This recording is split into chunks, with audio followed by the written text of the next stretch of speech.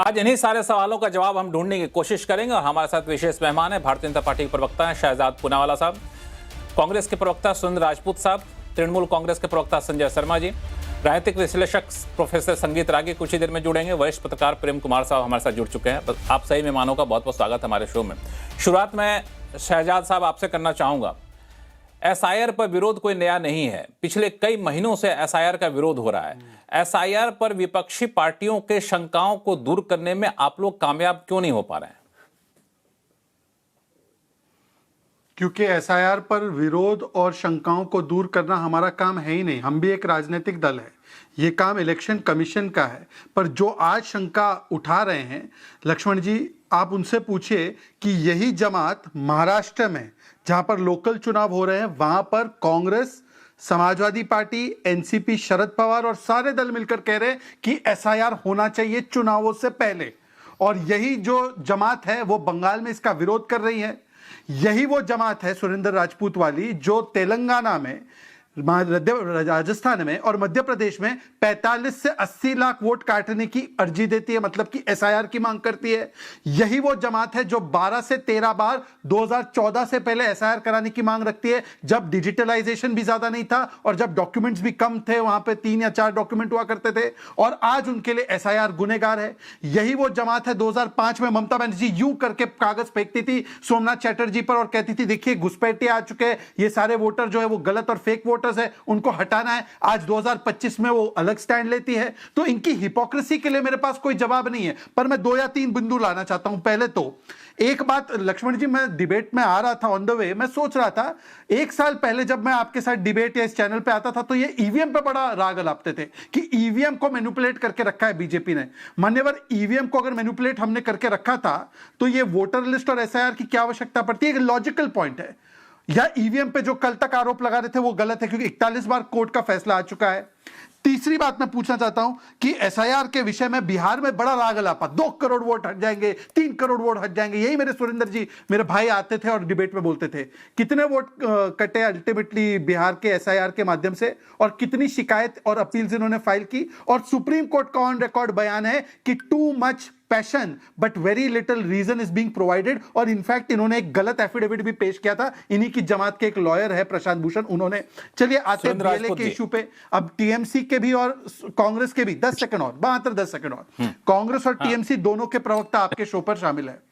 कांग्रेस का बयान है, अभी राहुल जी का और सुप्रिया श्रीनेत का मैंने ट्वीट देखा है, 16 बीएलओ की मृत्यु हुई है। और तृणमूल कांग्रेस के डेरेक ओब्रायन का कहना है कि 31 बीएलओ की मृत्यु हुई है बंगाल में केवल। आंकड़ा कौन सा सही है किसी को नहीं पता। आज दीपक महतो का आपने वीडियो देखा होगा, उसने बताया है कि जमीरुल इस्लाम मुल्ला, ये टीएमसी का नेता है, उसको धमकी दे रहा है, फिर वो अरेस्ट हुआ है।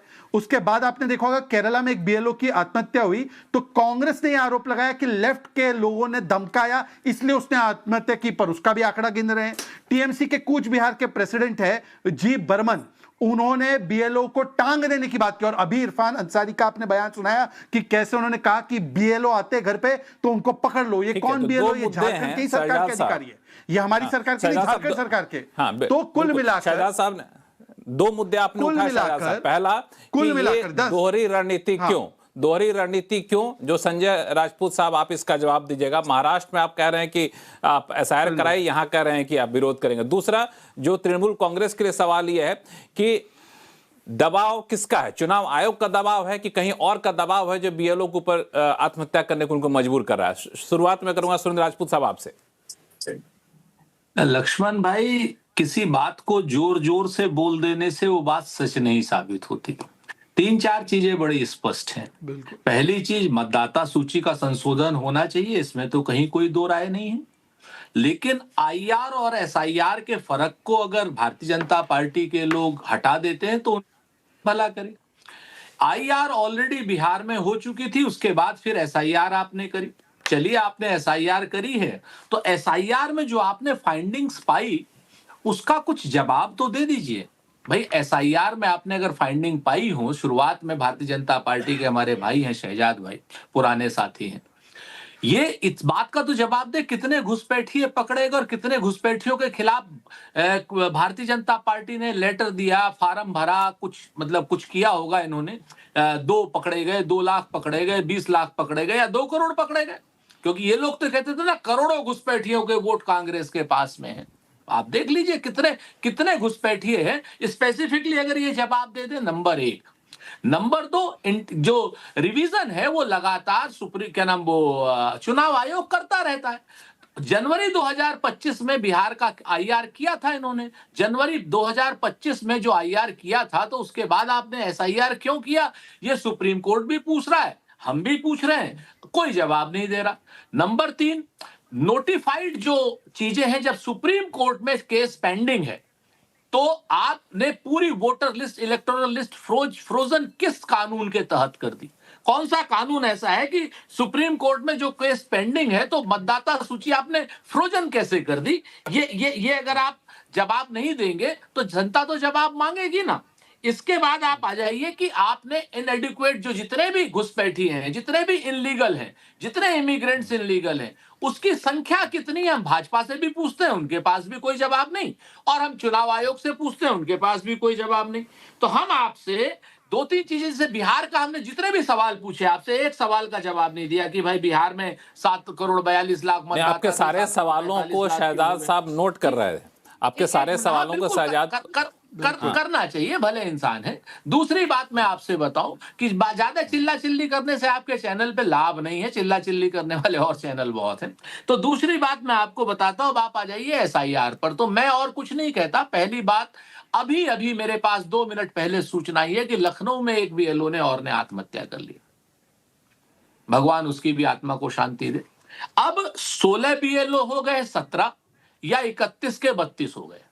अब भारतीय जनता पार्टी के लोग इसमें झगड़ा कर रहे हैं कि एक आदमी कह रहा है 17 है और एक आदमी कह रहा है 31 है। ये कौन सा, ये तो नहीं कह रहे ना भारतीय जनता पार्टी के कि हम सब लोग झूठ बोल रहे हैं, एक भी नहीं। अब भारतीय जनता पार्टी का जहां शासन है वही बताएगी ना कितने लोग हैं। हमारे पास तो जो सूचना आएगी हम सरकार को दे देंगे, आपके माध्यम से दे देंगे। सत्यता तो भारतीय जनता पार्टी को बतानी है। लेकिन आज की डेट में हम सूचना देने में देशद्रोही साबित हो जा रहे हैं। हमको सूचना देने में अपना दुश्मन मान ले रहे हैं ये लोग। चाहे 16 मरे हो, चाहे 17 मरे हो, जितने लोग मरे हैं लक्ष्मण भाई, उनको तो कम से कम आप रिकॉग्नाइज कीजिए। वो तो कह रहे हैं हम काम के बोझ के जिससे ज्यादा से मरे हैं। और एक बात मैं आपसे और पूछना चाहता हूं, चुनाव आयोग आपका चैनल देख रहा होगा, छोटी सी बात बता दीजिए। एक छोटी सी मांग है बीएलओ की भी और हमारी भी। आप एसआईआर कर रहे हैं, मान नहीं रहे हैं, सुप्रीम कोर्ट जो डिसीजन देगा वो अपनी जगह पर है, एडिक्वेट नियम नहीं है, कोई बात नहीं, आप कर रहे हैं, धक्काशाही कर रहे हैं। लेकिन क्या ये जो प्रक्रिया जो आप नवंबर 4 से शुरू करके फरवरी 26 तक खत्म करना चाहते हैं, इसको आप 3 महीने बढ़ा क्यों नहीं दे रहे? आखिर ऐसी कौन सी नाक की बात बनी हुई है? कोई आप हमें बता दीजिए। ठीक है, आपके सारे सवालों को